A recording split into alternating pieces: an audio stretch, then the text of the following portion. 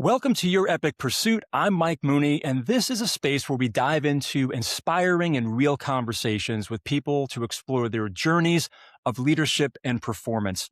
Our conversation today is going to flow through the epic lens of excellence, presence, intentionality, and curiosity. So you'll hear those woven throughout our chat and the show today. And our goal is really quite simple. We want to provide you with unique insights and empower you with actionable tools that are going to help accelerate your pursuit. And joining us today is Chad Biagini. He's the president of Excel Search and Advisory, premier leadership consultancy specializing in sports media and entertainment. Adds a Sports Business Journal 40 under 40 honoree and has led over 400 executive appointments across major global sports leagues, from the Premier League, the NFL, the NBA, MLB, you name it. He's placed people there. And they've included CEOs at the Chicago Bears and World Surf League, plus presidents and COOs at the Arizona Cardinals, Detroit Pistons, and Houston Texans. As if he doesn't have enough time on his hands, Chad is also the host of the Excellent Leadership podcast, where he interviews sports and entertainment leaders to explore championship cultures, high performance, and transformational leadership. Chad, it is awesome to have you with us today. Thank you so much for making time to join us in the conversation. Mike, I love being here. Thank you for having me. I'm looking forward to chatting today. Yeah, man. Well, what excited me about this opportunity, one, is just sort of the camaraderie in the sports industry that we share, and my background, nearly 30 years, primarily in motorsports, but looking at the work that you've done, and the opportunity to work in this industry, I think is really unique than really many others, because we have and are afforded that chance to work around high performing athletes and teams and people who really lock into a different mindset, and more importantly, I think, approach to life and living and those around them. So I don't know how you feel about that, maybe on different spots, but I mean, I just think that peek into that world and what that does and influences the way that we show up is incredibly powerful.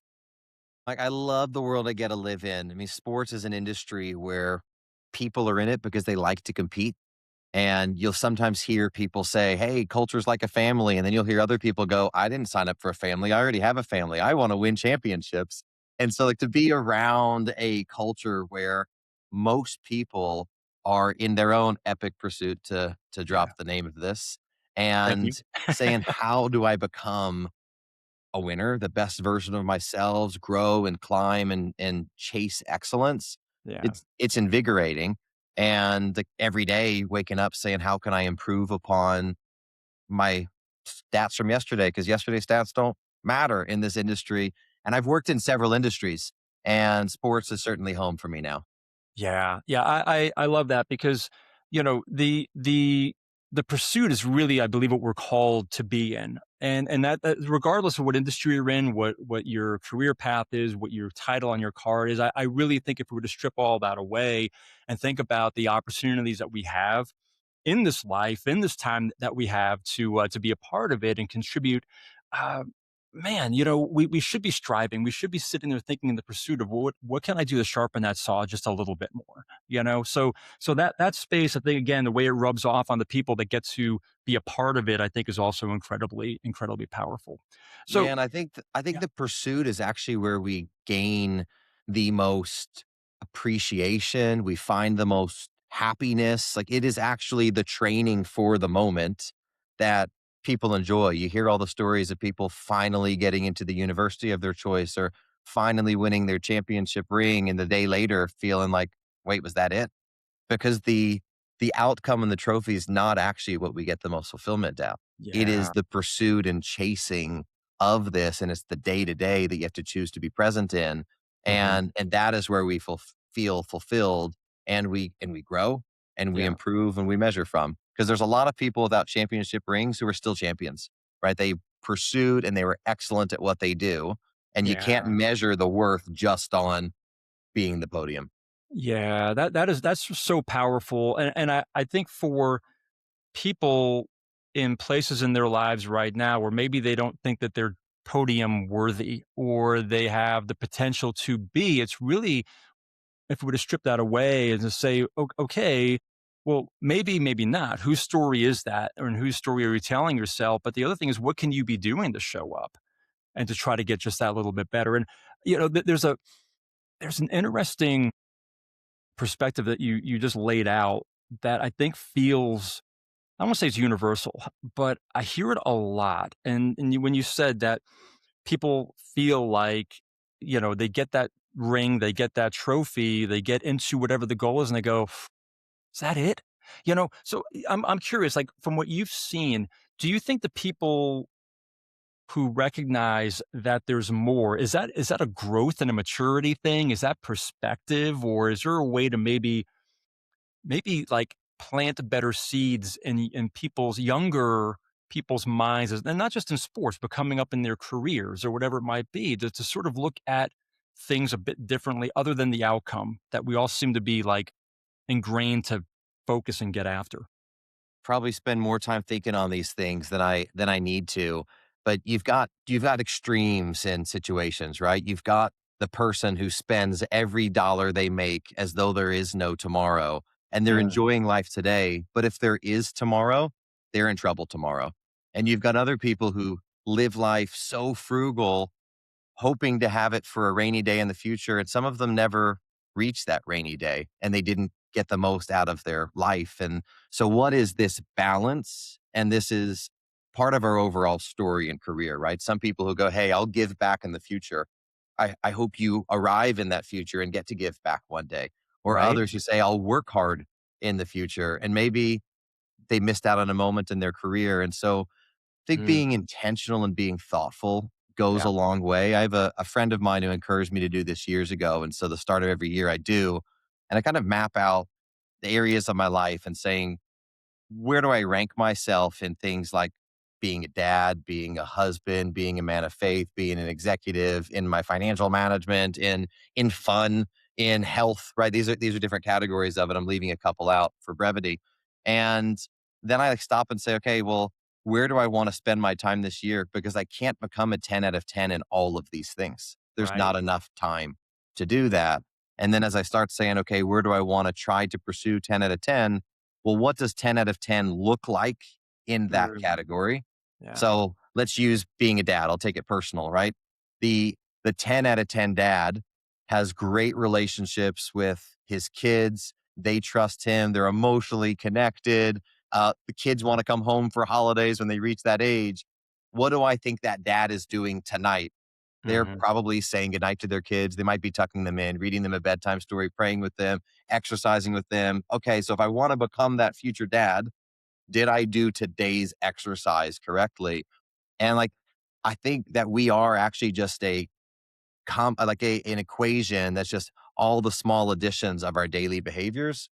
We become that over time. So we have to care about these moments. I take that back to a career because you asked it, Yep. like what you do in your career today with excellence actually matters a ton, because in a job that might not be overly fulfilling, those might be your future references. They might be Mm, your future bosses, investors, yes. people who can hire you. Like every job, take it to that level of seriousness and put your best foot forward, because it takes a lifetime to build a reputation. It takes one moment to lose it. And so you're building a reputation. Yes. Yeah. Every day. And I like to call those are the decisions in our micro moments. Those micro moments are the ones where we have the choice to, um, you know, get on our knees and pray with our children before they're going to bed, or it's like, I got to finish this email, right? Or I'm going to get off the couch and go walk the 2 miles. I know I should probably do, or drink that extra glass of water, but do I choose that in that finite moment, where we can change an outcome over time, not just in the moment, but over time. I think that's so rich, man. And the excellence of naming what it is, not just saying I want to be an excellent dad, but really like getting into, like you said, what's that 10 out of 10 look like? And taking the time to actually name the behaviors that you believe those to lean into. That's the power right there. It's not leaving it vague. It's really digging in, you know? Yeah, So I think we have to take our values and then move our values into your word there, behaviors and habits, right? Just like what is that? And if your value is to be healthy and fit, well, what behavior is that today? And it doesn't mean you don't sometimes do something different. Like there's some days where you press snooze on the alarm, or there's some days where you might enjoy overindulging, but you have to make sure majority are in line with where your value is to Yeah. actually achieve that.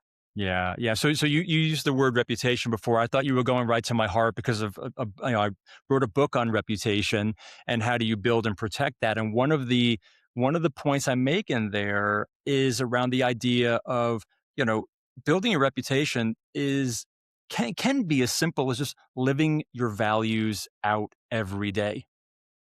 That's it. Live your values out loud. Because your values aren't going to steer you wrong, and they're authentic to you. You're not trying to be something you're not. You're not being the chameleon in the room or in whatever business or personal situation you're in. You're living your values out loud. So Yeah. I think it's a beautiful reminder, man, a beautiful reminder. So part of this journey too are things that get us excited. And Chad, I just would love to take a minute to maybe hear something that you're working on or involved in. It could be at home, could be with your team that's just got you excited right now, that's keeping you pumped up? Is something you have going on that's got you in that place? Yeah. So I'll bring you into the fold of the business because I think it's probably helpful. So I've been in some iteration of my role for almost a decade. May will be a decade. And we've just seen the business grow from startup in the US to being a formidable force in the US and globally. And I'm fortunate that Paul Nolan paved the 10 harder years before I did, because he's the one who actually started this. I was intrapreneur, he was entrepreneur, and we got to build something special. Uh, 4 years ago, Excel acquired our firm. So we went from Nolan Partners to Excel Search and Advisory. And we're now in this next phase where Goldman Sachs has invested into the business, which is also exciting. Amazing, And amazing. so we try to start years with some strategic priorities. And sometimes it's strategic planning, sometimes it's just strategic priorities if we're honest about it. And I've kind of developed a framework that I've made up for myself. And maybe I stole it and I don't realize that I did. But just Well, saying, for like, today, it's if yours. thank you. This is mine, copyrighted here, or trademarked here. So you've got excellence, efficiency, and empathy. And I think in the early days of building our organization, because we weren't necessarily busy yet, there is a lot of emphasis on how do we become deeply empathetic to our marketplace and their needs and where are they trying to be and customer service and client management. But then we also were absolutely focused on excellent. When you got one client, you could put all time into excellence, and we built processes and systems to to solve that. The past few years, as the business has grown and scaled, without losing the excellence and empathy, we've learned how to become a lot more efficient in what we do. And so we just did an exercise recently where we said, okay, where are we strongest right now? And where should we bolster and emphasize right now? Because all three of these are critical to us achieving who we want to be as an organization. But it's hard to be efficient and empathetic to perfection, right? Like it Right, is right. it's hard sometimes. It's sometimes hard to be excellent and efficient at the same time. So how do we put the right investments into each? And some of that's with some new hires we're putting on the team and saying, "Hey, your job is to emphasize this and to challenge others in the organization who are going to be wired toward efficiency." Because sometimes efficiency over excellence only affects internal product. It doesn't affect anything Yeah, external related. But over yeah, time, if you impact internal product too much, it does have an impact on external product. So not a we doubt. try to just do this like self evaluation. And I'm energized by it right now because I think we've really capitalized on how can we efficiently do things well. And in a world of artificial intelligence where we're headed, efficiency people are going to get better and better at because you can start having outsourcing tools to help you write more effectively and quicker, et cetera. But empathy and excellence, a lot of that is kind of more intrinsic and like, hey, what does that look like? And let's question the status quo. Let's try it again. And hey, how is this going to affect other people? So this might be the best, but it's going to like hurt feelings along the way. And so how do we capture empathy as we navigate these pieces? So I'm staying a little high level on you, but I hope it's a helpful framework because Otherwise, you just keep rowing in one direction, and you need to slow down and check the other areas to make sure that you're investing into those as much. And businesses go through cycles where one is more important, but you can't drop the other. Oh no, not at all. Because honestly, like if let's like we said, like in racing, sometimes you have to slow down to go fast, and it's the reminder that you have to hit your marks. We got to make sure we're hitting the right marks. So there's still the right marks we're supposed to be going after. Are we in the same race? Right? It's really that opportunity to slow people down for a little bit to remind them of what's important, what has really become the DNA of the organization, or what makes you you. And I love the role sort and conversation around the balance of recognizing the outcomes, but more importantly, the impact, and where in the business those have to be measured and respected as well, which is powerful. You were People can't man, get frustrated with each other eh, for yeah, their role being more focused on one because somebody doesn't have time to read the email 10 times because they need to write 10 emails. But it doesn't mean somebody else can't have the job of rereading it and proofreading it and refining it because without they doubt. only have to focus on one. And so each has to value the other and not become frustrated with the other. Yeah, that I think that right there is the unlock of each valuing each other. Because how often do we have companies, maybe folks who are listening right now, you're working in an organization and maybe you feel like your department's like the whipping post. Your department is we're just support, or we're just HR, we're just accounting, but it's this idea because everyone loves sales, everyone loves marketing is so, exciting and sexy. They go to all the cool events, right? But the fact that you place appropriate value across the teams to recognize that we're each playing an important part, I really believe helps level up the entire organization so people don't feel that less than type of label that sometimes people feel in organizations because it's not called out intentionally. Right. I mean, you look at Yeah, a lot of businesses, take ours, for example, more than four out of every $5 is repeat clients, which means that servicing the customers and excellence in product is even more important than sales.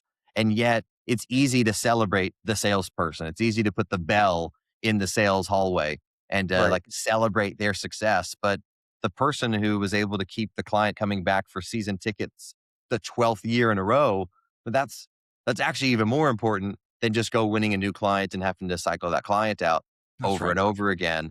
And That's I right. I do agree with you. I think oftentimes, especially in sports, these can become like sell cultures. And I have all the respect for that. We've got a sales culture too. I think it's something that keeps us competitive and healthy and refining our craft. But product excellence and customer service are critical to every organization. And you get one good experience with Four Seasons, and you're not even answering the phone when Ritz Carlton calls, right? You get one great experience from Delta. They've won your business for life. Naming all great companies, no Yep. preference toward any. Yep. But you get my point. Like, Yeah. actually investing into that part of it is what keeps the client coming back. And you can't overemphasize the other side. That's right. That's right. I mean, Chad, you are clearly like a student of the business of the game, which I love because I feel like a lot of leaders will oftentimes just run, they have a vision and they'll run, but often it requires us to take a step back and really have a full field of view, like you were talking about there. And it doesn't surprise me because I was reading on your background that you started in the industry when you were rather young. I think I read it was like 16 years old. Is that true? Yeah. It is. Yeah. And I love that. I love that part of the stories. So from those early years to where you are sitting today, as you think about the leadership journey that you've been on, was there ever a time when you were at maybe like a bit of a crossroads, or you were at a crossroads, meaning in a decision, when sometimes that crossroads can be in the head to the heart, it could be the resources to the heart to the head, whatever it might be, but you're at a place where you know you weren't sure of the outcome, and maybe people were questioning it that as well. But you pushed through, or maybe the decision you made you stuck with. But it created an aha moment for you on your journey. Could you share like a time that may have happened for you? Yeah, let me take you back because I think this was one of the transformational moments in my career. And Hmm. we have these as we stagger up. So I'm going to take you back, 15 years just for the fun of it. I was working in search, right? Is what the career that I've been in. And I was at a firm where our clients span every industry imaginable, from mining to higher education to consumer products, technology, et cetera. And what we weren't always the strongest at was, how do you connect the network from one industry to the next industry? And how do you get everybody collaborating? Yeah. And at that stage of life, uh, I was starting to service the nonprofit industry and sports, but heavily the nonprofit industry, and created a platform that at first probably seemed shocking, but we ended up doing pro bono and low bono board recruitment for nonprofits. And it was our way of saying, like, hey, let's give back, like, to whom much is given, much is required. Let's care and invest into others. Let's do the right thing. But also, there could be benefits from this to us too, because people like rooting for the good guy. And if we're good guys and we invest into this, like, hey, why wouldn't people want to support us? And we started seeing law firms do this and big accounting firms do this. So we ended up picking up numerous nonprofits where, like, I led it, tirelessly working for basically free or cost. But we helped these nonprofits, great ones, great household names, bring on phenomenal CEOs and presidents from the biggest sports organizations, the biggest non-sports organizations. So people from GE to Home Depot to Coca-Cola to Chicago Blackhawks, Amazing. C-suite from all of them. And over Amazing. the course of 2 years, what ended up happening is our firm ended up getting deeper relationships across all the industries we operated in, because we were able to develop real deep relationships with executives, because you're interviewing them to understand their capabilities, but you're also interviewing them to get to understand their heart. Right. And I teasingly say to people in interviews all the time, like, all right, enough about the worker. Who's the human? I want to get to know you. And so you're wanting to get to know a person to match the value system to the organization. Over Yes. the course of a few years, we ended up doing close to 100, uh, again, almost free searches, like low bono and pro bono, made Wow. massive difference in these nonprofits, which were affecting children and those with special needs and homelessness, but put 100 C-suite type executives on boards. And Mike, that changed the trajectory of my career, because it changed me at that point from doing like director and VP searches to now I'm placing CEOs and CHROs and Yeah. CMOs. Yeah. But it also built a massive network for me in an industry that I now get to call home. Because after years, there's a few dozen C-suite executives who I got to put onto boards, and those boards helped like them pour into a passion that they had and soften their hearts. And, they were so fulfilled and changed their cultures. And it probably looked like a crazy idea to begin with. And I think it probably was. My boss was probably saying, hey, why don't you go get busy and go win some real accounts? But like, my heart was so in it. I wanted to like leave an impact that's still a high priority for me. And in Yeah. this case, I had actually just finished a class at school where the professor said, multiple motives in the same direction are okay, right? It's okay if it benefits the nonprofit and it benefits the executive and it benefits you. In fact, that's often how the best deals and mergers happen. And like, everybody can benefit from this. So spent a lot of time thinking through, like, what is something in the industry that could get there. And again, 15 years ago, changed the trajectory of my career. I went from being like the young guy down the hallway who nobody knew to being the most connected person in the business, because I had all these projects we were working on and everybody loved the give back. It's a I mean, honestly, strategically genius idea of how you connect. Yet, what I love about it though is the intentionality and the intention behind it originally, which is like, how do we help these nonprofits who are doing good in the world get the leadership that is going to help them serve their communities better than they could have ever imagined. And I would have to believe it probably wasn't maybe too tough a sell for some of the CEOs that they had this opportunity to give back, or something like you said was close to their heart. I would imagine the conversations were Mike, the somewhat easiest easy. recruiting job ever, honestly, right? And that's part of what I told to the Yeah, nonprofits as well, because they're like, "Why yeah, would you do this?" I'm like, "Guys, I'll be honest with you. This will be decent for me too, right? I'll build relationships with people. So let's just yep, call it for what it is." yep, But these aren't the most complicated recruiting processes. This person's already the CFO of Fortune 8 company, Fortune Yeah. 10 company, right? Yep. And you Yep. call that person, they go, oh my goodness, I love Make-A-Wish. I love Boys and Yeah. Girls. I love Special Olympics. What do Yeah. I have to do? And so like there's this excitement for everybody where the executive would be thrilled, the organization would be thrilled. And then you look back over time and some of these organizations had give gets of $30,000, $50,000 a year. So you're like placing somebody low bono, right? 2 grand, 5 grand, whatever we charge. I don't remember. It's been a long time. And that executive is surfacing $150,000 over 3 years for that organization. Right. In an Right. organization like Make a Wish, that's 15 wishes. That's 15 lives Huge. that are Huge. massively impacted and transformed. And like, it was so fulfilling. I was energized every day coming to work. The whole company was, but like, everybody's saying thank you, right? I'm saying Yeah. thank you to get to be part of it. The Yeah. executive you're putting on the board is saying thank you for letting me do this. The nonprofit saying like it was awesome. So how could without it sounding like, hey, could we build something similar without the nonprofit? But because I don't want to make it sound like you're pulling the heart out of something, because that's a beautiful, it's a beautiful um, initiative and call.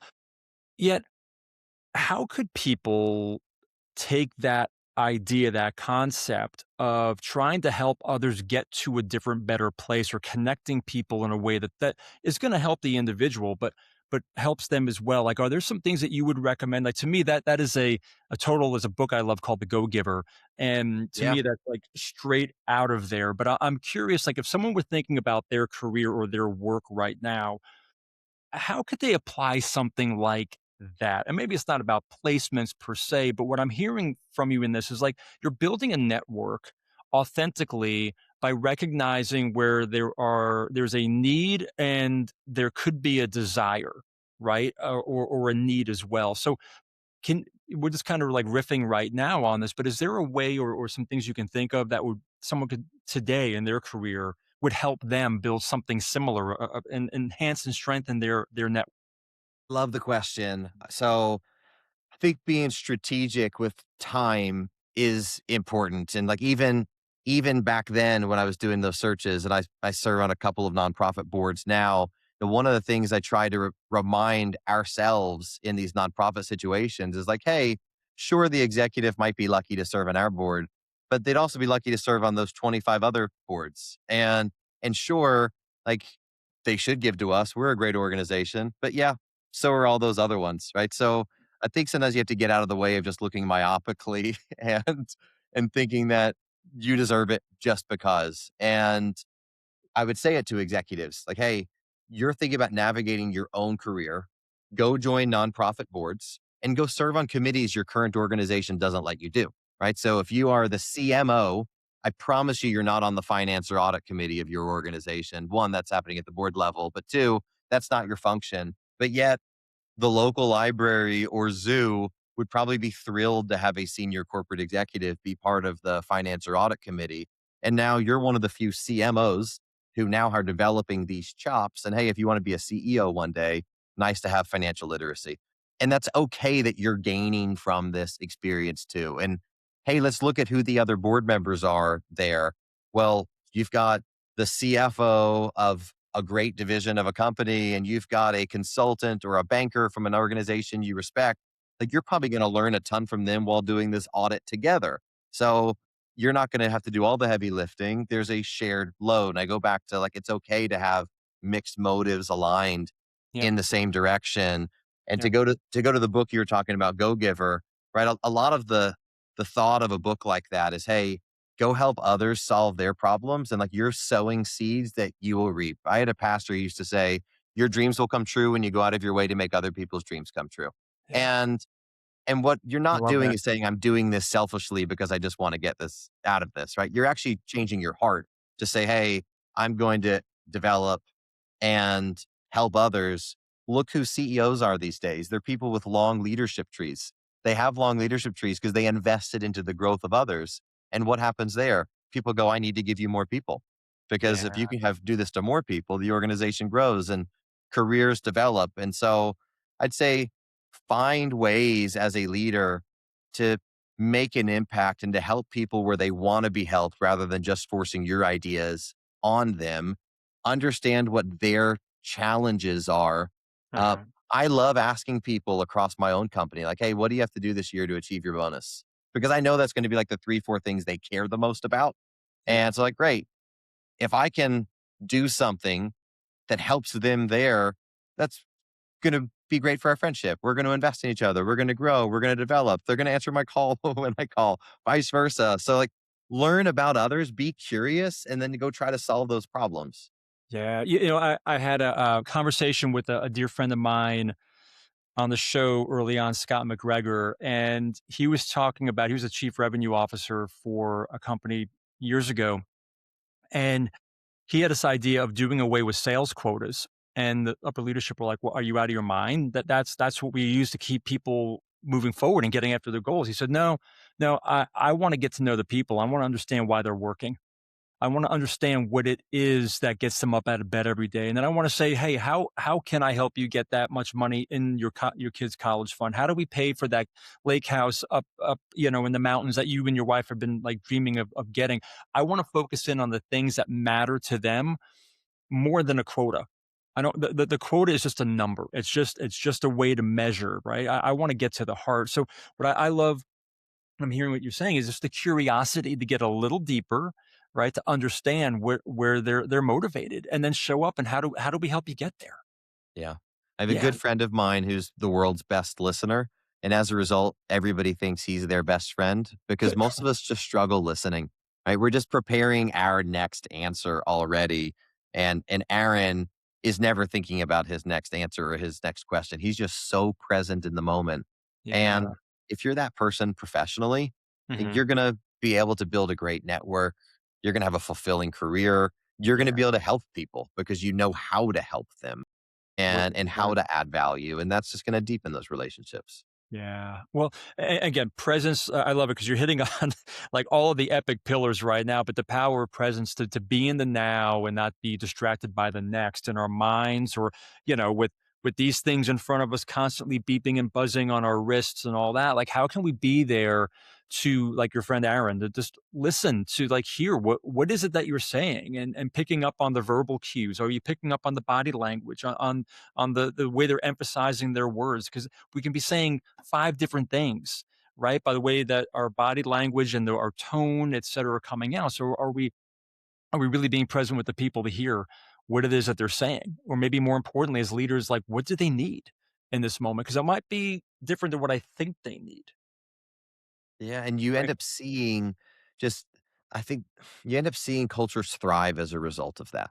Yeah. And there's a balance here, right? You've got some Yeah. organizations where it's like all empathy, hugs, and they never achieve anything. You've got other Right. organizations on Right. the other extreme, which just high turnover, command and control, and some people learn a lot, but they can't wait to leave until they get out. It's like how can you capture good from both of these cultures and Percent. and recognize that neither was all bad, but neither was all good and try to capture it. And to me, a good culture is just people can define it, right? Everybody knows what they signed up for. It's articulated easily in the marketplace, and the people you hire fit what you signed up for. And if you know you signed up for that extreme one, well, you're not frustrated by it. You knew that's what you signed up for. Bad Yeah. cultures are just lack of definition. And then they throw expectation on top of you with that, right? Yeah, And for you're like, sure. "Well, I didn't know that." So speaking of what expectation can do and people getting frustrated and challenged in cultures, I'm sure that along the way in your career and when you've been leading teams, people, or companies, there have been times when like you're about to hit the wall, or you've hit the wall, and it could be you, it could be your team. Um, you know, is there a time or an experience like you used maybe something unconventional, or you just you had to step in and do something to try to change the tide of what was happening, change the momentum, change the mindset perhaps, or the emotion that actually got people to break through that wall? Yeah, I'm gonna break a rule that I give people when they do job interviews. I Okay. tell people, I don't want to hear that you led an organization through COVID because guess what? We all did. All of Right. us did the same thing. So I don't want to hear that as your accomplishment here. Um, but there was a moment in COVID that was another one of these big career accelerations where just the world shut down, right? Every project we work on went on hold. Nobody knows whether they're going to need a chief marketing officer this year or Mhm. not. Nobody Mhm. knows whether they're going to have to lay off their staff or Yeah. not. And we recognized that we didn't need to have all the answers, but what we do Mm. as a professional firm is we network. So what if we could actually have that network unlock answers for each other? And what we quickly did is created a whole series of roundtables. This ended up being something a lot of companies did. We were the first I ever saw do it. Like we beat big four consulting firms on this. And we had within a few days, we had 60 plus CEOs of major sports properties around the world. And just going, hey, you're all struggling with the same thing and have similar businesses. How do you navigate this? One of the first leagues that came back was the Bundesliga. They were one of the first leagues to play a game in a stadium.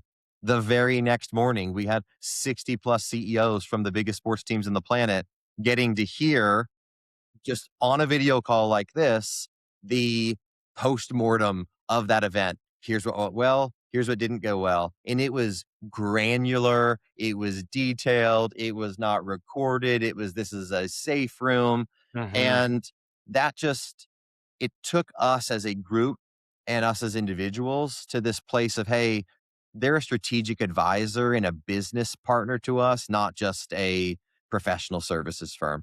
And Yeah. Mike, we didn't have Yeah. any answer. We just said, hey, let's figure out the people who might have the answers and get them in the same room together. And it goes back to what we were saying earlier, right? Like, hey, how can you help solve problems and be a good guy?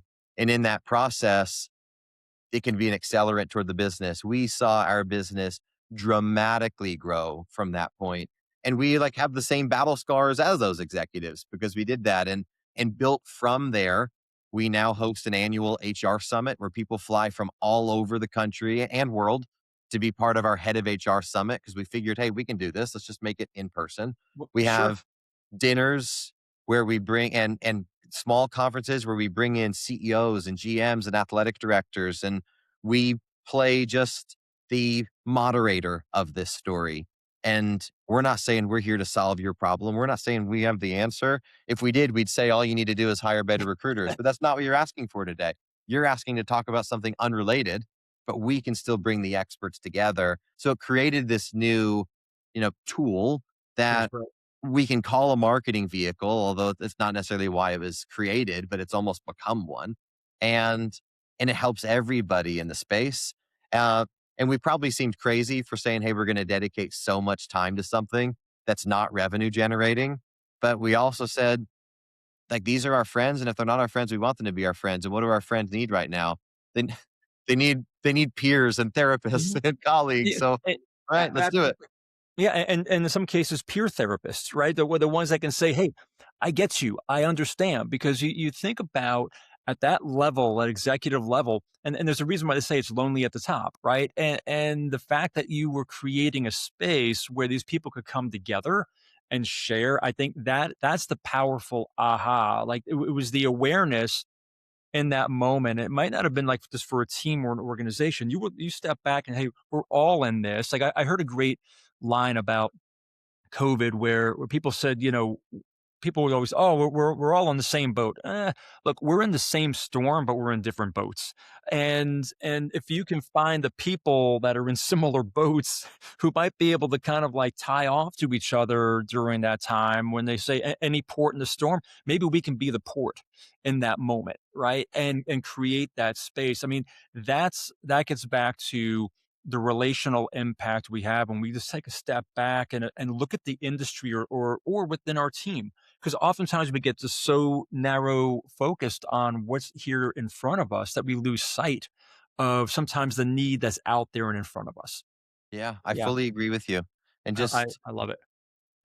trying to be present, trying to look Yeah, around, being yeah, thoughtful and strategic, and you can make an impact. You can help people.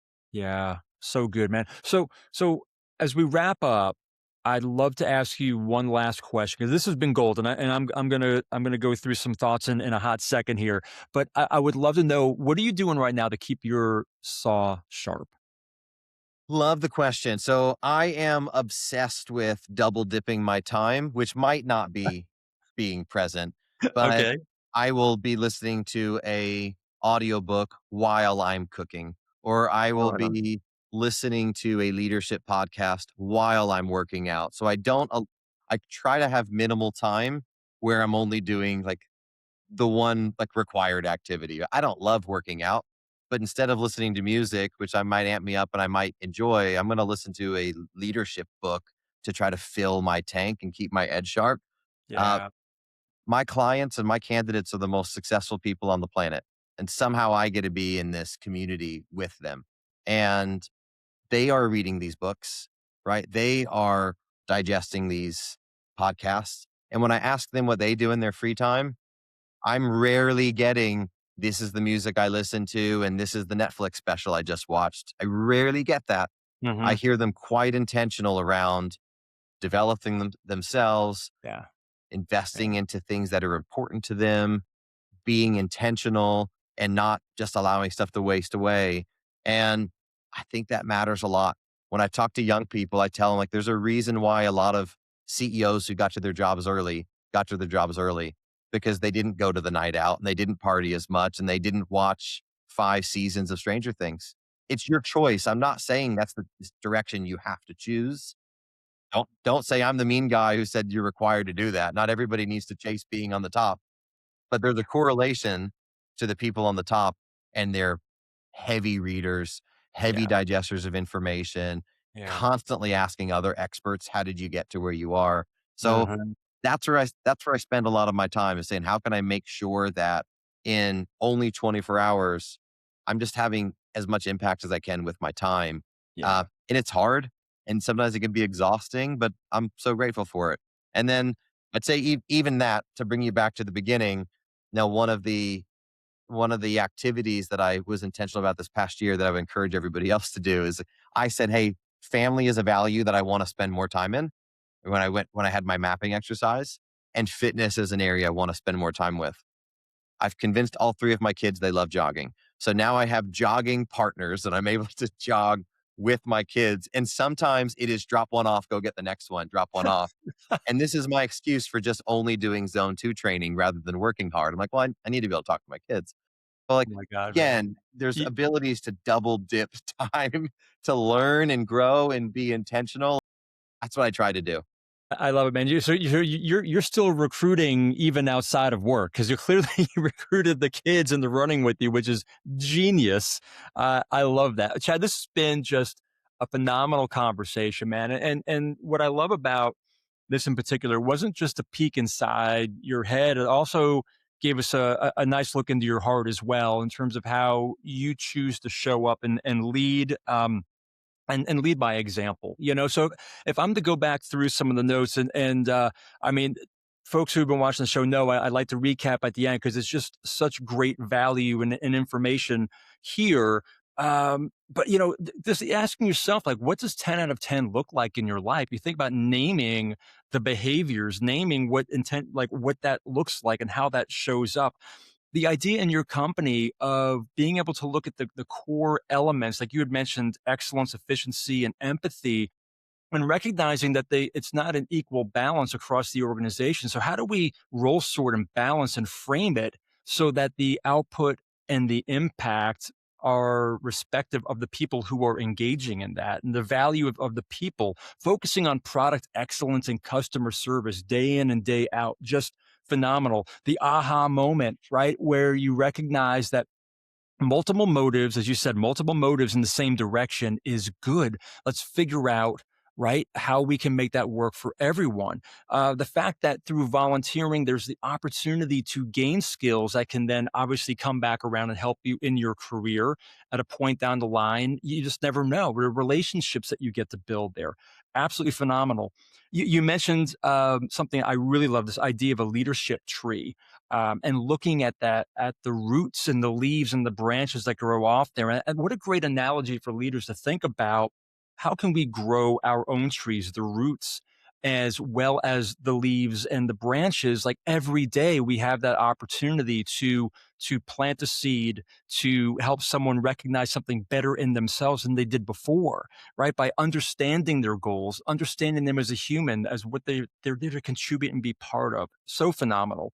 Um, and then the idea at the end with you bringing that network together of leaders during COVID and that time when we were all sort of feeling isolated, but again, in the same community of doing good just to bring it together. I don't have the answer, but I think if we bring people together, something good's going to come out of this, right? The power of connection and curiosity. So brilliant. As well. And then your final point, I like how you call it double dipping. I would call that like stacking activities, right? So you're just taking one and popping it on the other, which is, yeah, it's great for time efficiency, but also respects one of our two greatest resources, man, which is time and energy, right? We just don't get it back. So where are you investing your time and your energy that's going to best serve you? Um, Chad, and this has been phenomenal. Thank you so much for the wisdom, the insight, and just the transparency. Just from the start, thank you. What an absolute gift. Mike, loved being on it. Thanks for the thoughtful questions and the conversation. It's great. All right. Well, listen, everyone. Um, Please drop your comments down below. Let me know what you think. What stood out to you? What nugget are you going to put into play? And until we meet again, just remember, friends, that your best is yet to come. Cheers.